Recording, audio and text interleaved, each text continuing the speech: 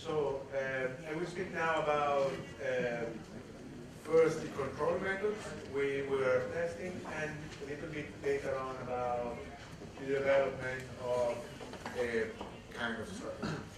And first of all, I would like to thank the first speaker, Christian, because he actually pointed out some of the key points that must be addressed in the development of the strategy.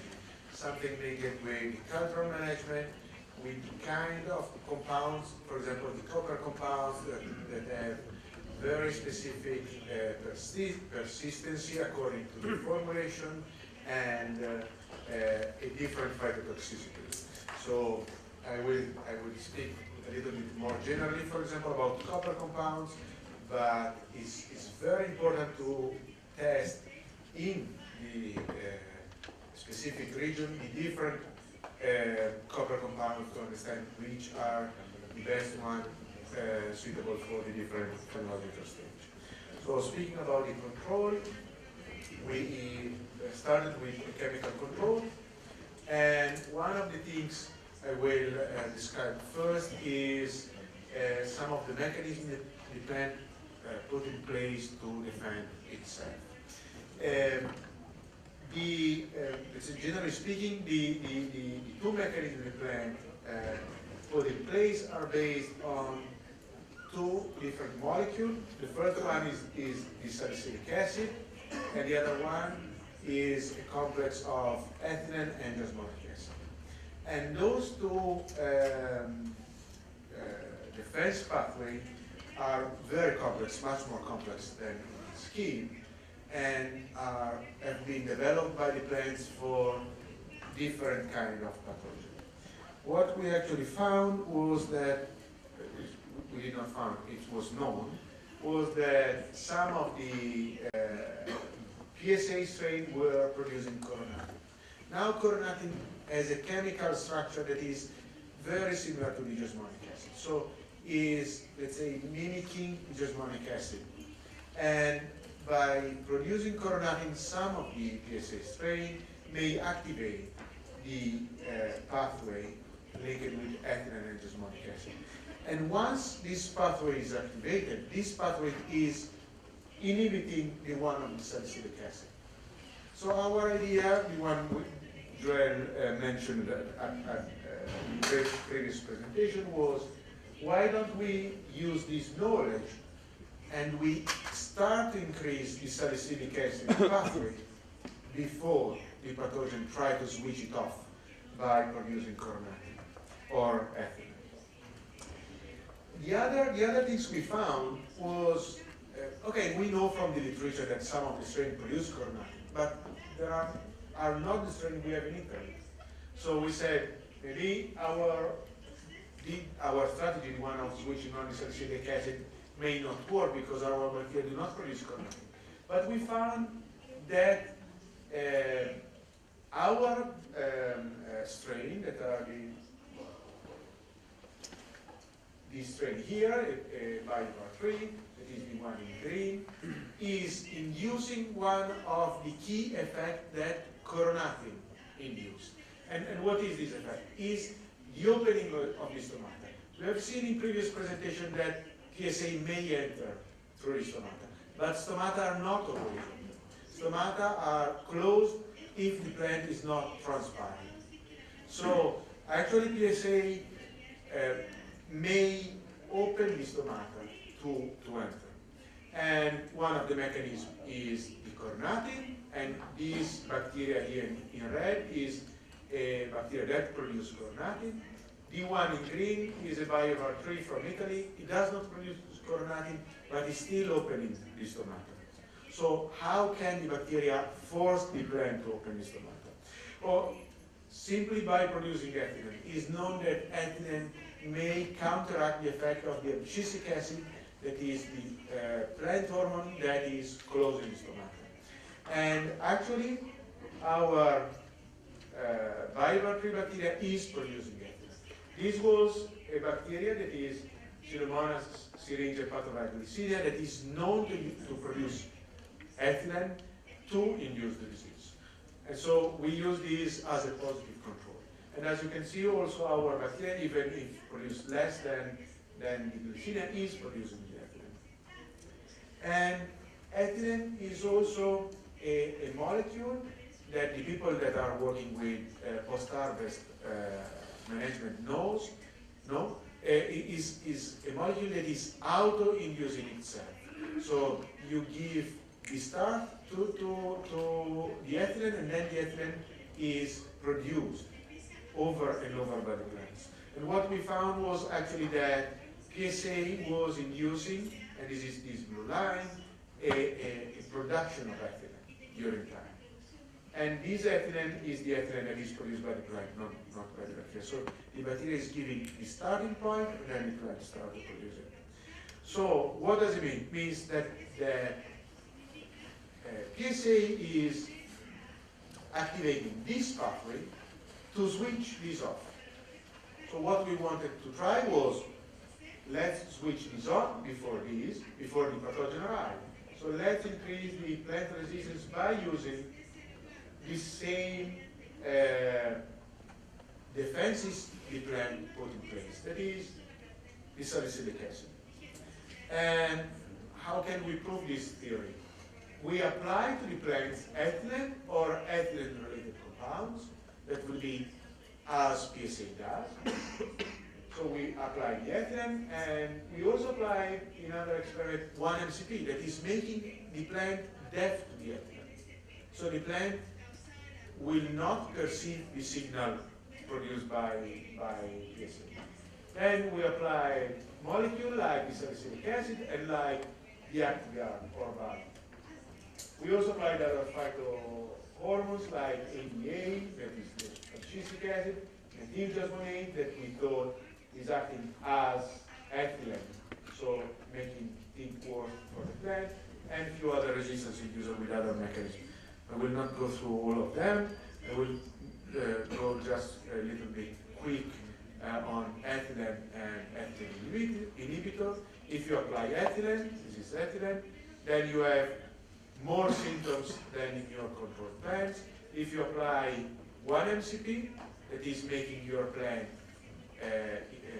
not responsible to ethylene, we suppose then the treated plants would have get less symptoms, and yes, they got less symptoms. But what was interesting is that if we apply Bion, or if we apply, Bion is this solid line, or if we apply salicylic acid, we have much less disease than in our control plants. Okay? Just to explain why here we do not have effect. Those were treatment applied to the roots, and we know that the salicylic acid applied to the root is not effective because it's metabolized by the soil bacteria that inactivate the compound. Again, methyljasmonate, that is the correspective of ethylene, the one that is like the coronatin. If you apply to the plant, indeed you get more symptomatology than in control. And we skip those ones. In addition, together with Joel, we developed this protocol that is a protocol based on a microscopy that allow us to screen the resistance inducer. It's still a quite complex method. It's not easy to use, but at least it's effective. When you have this kind of wide discoloration, just to make things very simple, you know that some of the plant defenses are activated and the compounds will be effective.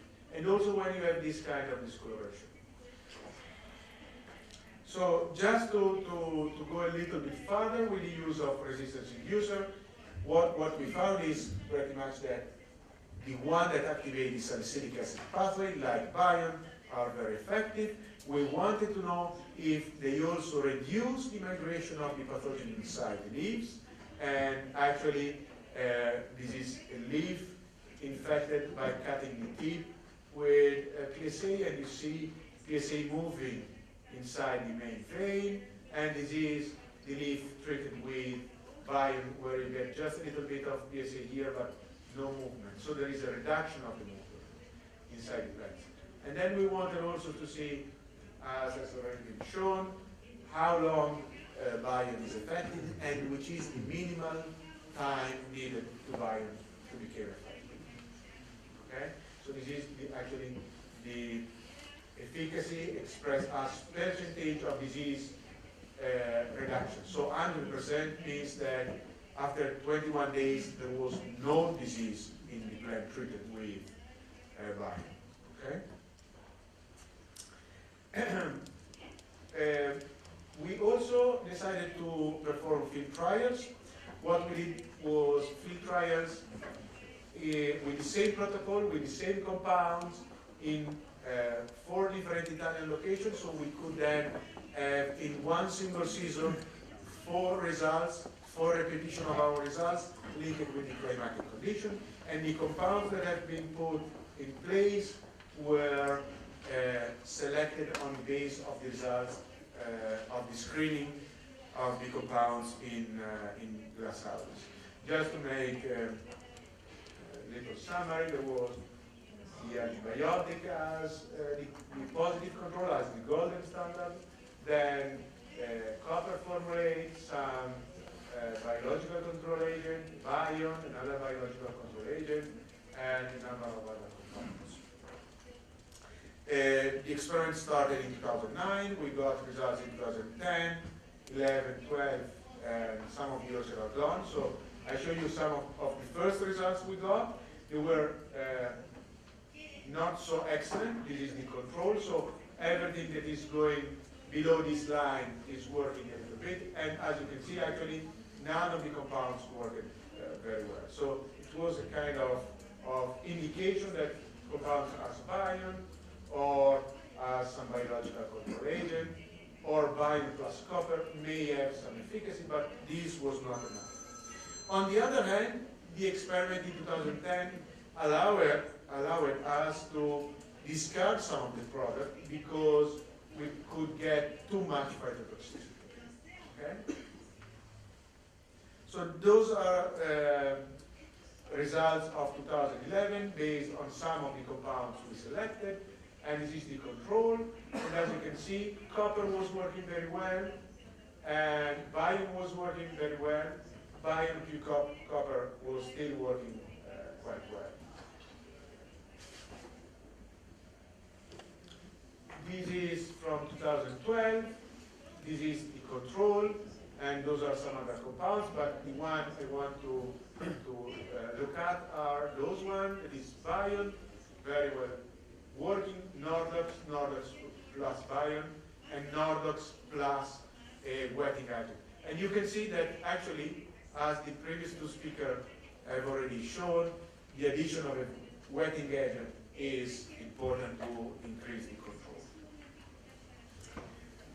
Those are other field trials made by our region, so they do not belong to my lab, but belong to a regional project, and there are a number of copper compounds and some biological control agents and some bactericidal control. And again, the copper compounds were quite effective in reducing the percentage of infected leaves, the severity that is expressed as the percentage of the leaf surface that is infected, and also the flower infection. So in the Italian condition, copper is working. It's not the perfect compound, but is doing some nice, is giving some nice results. Another things we have been looking at was biological control.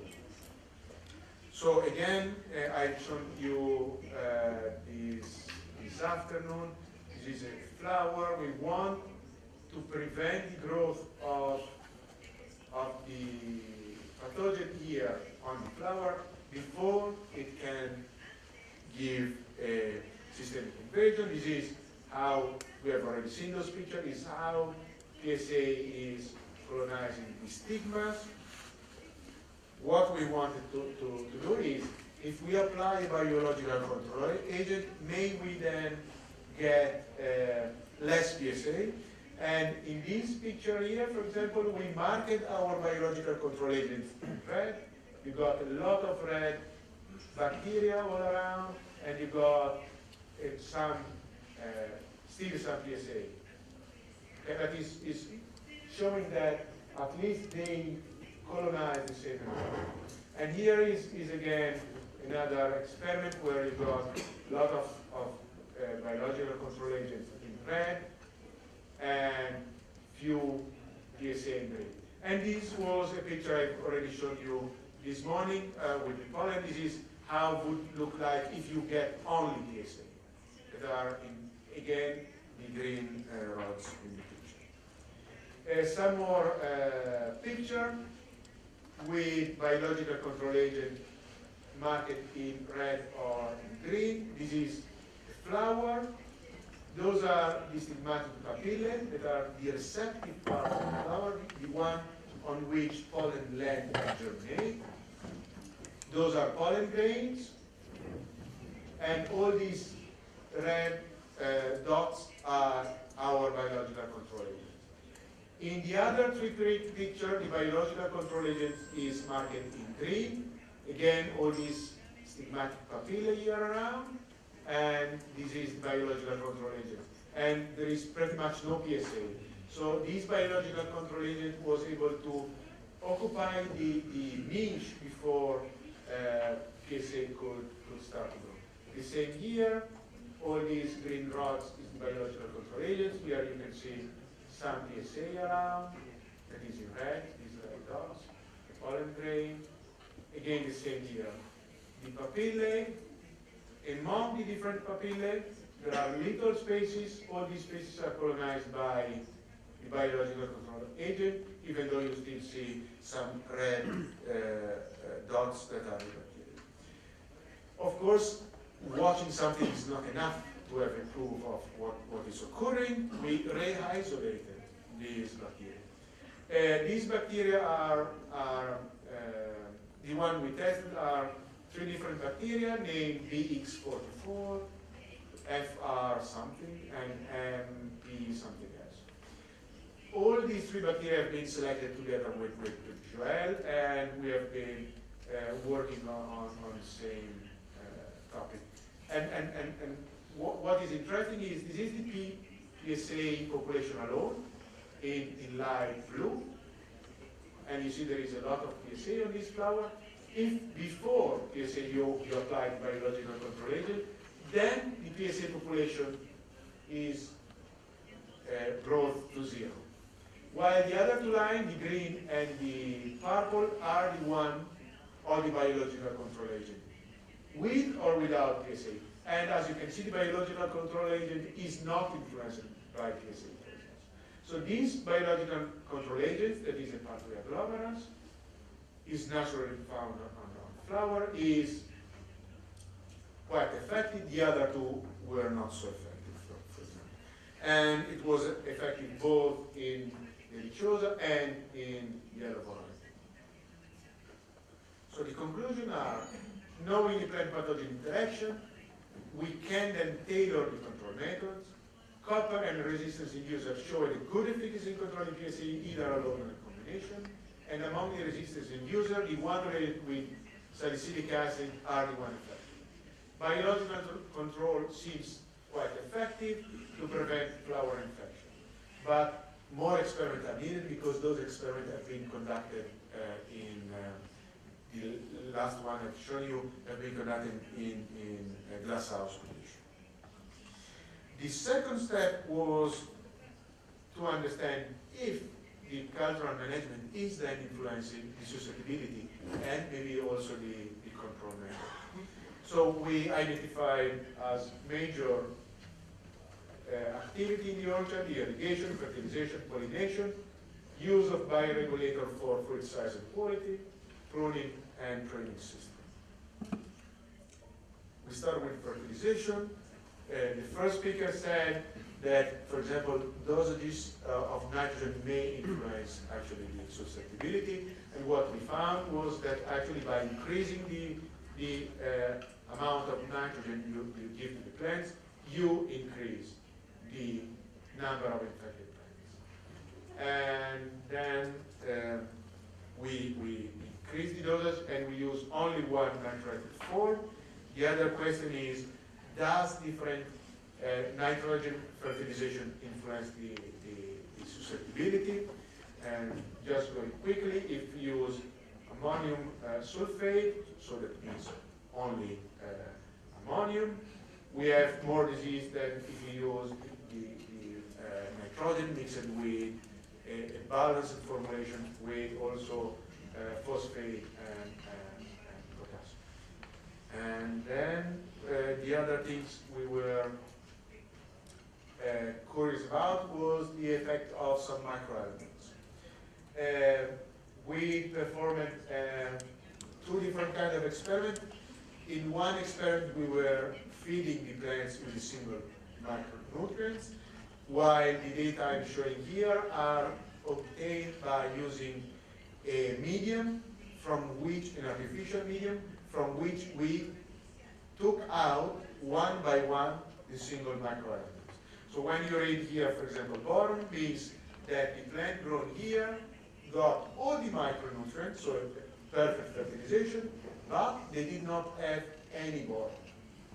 The same here, with zinc, no iron, and when you get a lack of those three, for example, you have an increase in the percentage of infected plants. But what is a surprise is that this is linked not with a real tolerance of the plant to the infection, but with the symptom expression. Because then when you take the bacteria out from the plant, so when you analyze how many bacteria there are inside the plant, you have the same amount of bacteria. So those plants were, and those ones, were all infected, simply those were showing more symptomatology, okay? Irrigation, very simple experiment. We made a full irrigation, that is the full field capacity, 50% of the full irrigation, 25% of the full irrigation. Not great effect of irrigation, but just as a trend, you get a little bit more symptomatology again when you have your plant thirsty. And again, is not linked with, it's only linked with expression of symptoms. You have more symptoms on the plant that get less water. Bioregulator, we did two experiments, one in greenhouse and one in field condition. We use synthetic cytokine, synthetic toxin, those are the commercial products, and we applied PSA either 30 days after the treatment or 10 days after the treatment. What we found is that 10 days after the treatment, there is no great effect. If we apply 10 days before the inoculation, actually the cytokinin reduced, at least at the high dosage, reduced a little bit the infection. This is the control. While the auxin did nothing or did worse. And both on the number of infected plants and on symptoms. The results, however, were, because plant metabolism is very complex, so every time you modify the balance, the hormonal balance, you get a lot of side effects. The results were not so easy to reproduce. Sometimes you get this effect. Let's say generally you get the first effect, but in some of the experiment, none of the compounds give any control. And one of the drawback effect was change in the morphology of the plant. This is synthetic cytokines.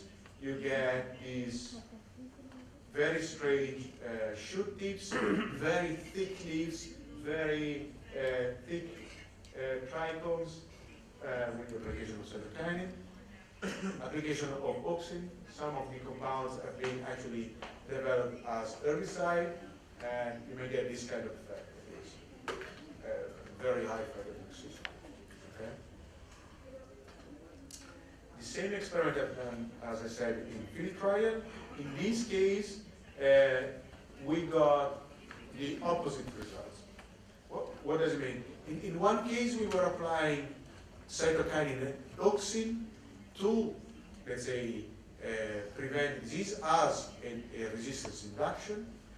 So we decided when to apply and when to regulate. While in these cases, the application was made for increasing fruit size. Okay, so was the application made by the growers. In this case, we got a little bit more disease, both with Cytofex and Maxine. Okay? Pruning, we did few trials on pruning. The control pruning was the two pruning interventions, one green and one on dormant plants, and was compared with only one with one pruning done just after the harvest, so in a different timing than the normal green pruning, and with the second pruning at the same time of the one on dormant plant. Or we tested different related date of pruning with the, let's say, standard pruning. And we also added a pruning very late in the season when these plants start to green. And this is the incidence of the disease. And as you can see, this is the standard pruning. So late pruning increased the incidence of the disease, and also a pruning when the plant is getting out from the dormant period actually increased the disease. And this is the scale of the disease that was also increased, not only the number of plants, but also the severity of the disease. Training system, what we wanted to check if the different training systems may increase susceptibility. And why a training system may increase susceptibility? For two main reasons. The first reason is that inside the plant you may have different microclimatic conditions. So what we developed is a computer program that is, let's say, modeling the plant structure, and then on some key point of the plant structure, that are, let's say, those, we were monitoring key environmental parameters like temperature, leaf wetness, and the penetration of the chemical treatment.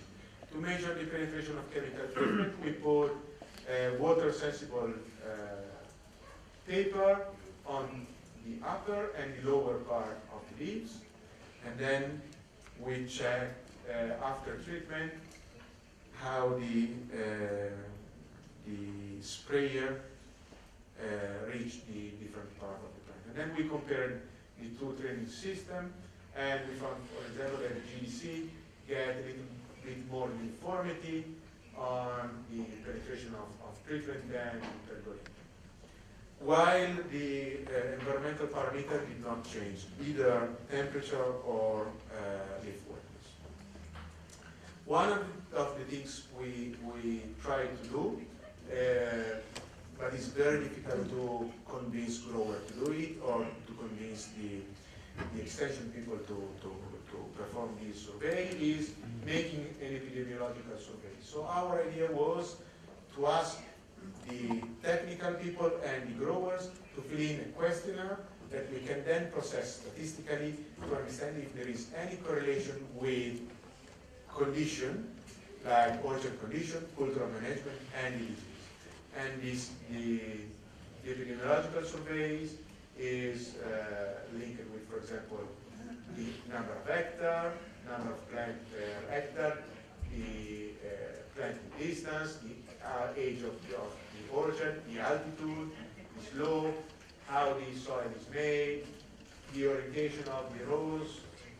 We training system, the variety, the presence of male pollinator, if the row are with weed or pale soil, and another lot of other stuff like irrigation, and then all the data of the land working, fertilization, pruning, chemical spray, and things like that.